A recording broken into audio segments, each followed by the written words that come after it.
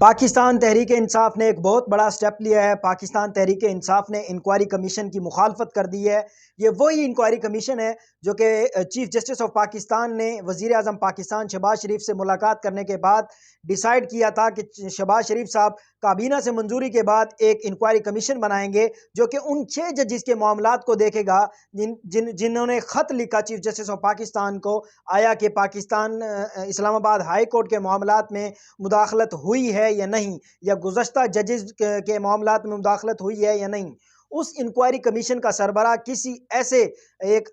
positive ساکھ کے retired جج کو دیا جائے گا جو اس پر تحقیق اور انکوائری کرے گا، اور اس پر پاکستان تحریک انصاف نے اپنی کور کمیٹی کا اجلاس کیا اور کور کمیٹی کا مشترکہ اعلامیہ جاری کیا، جس کے اندر انہوں نے اس انکوائری کمیشن کی سخت مخالفت کی ہے اور 6 جسٹس کے لیے کے حق میں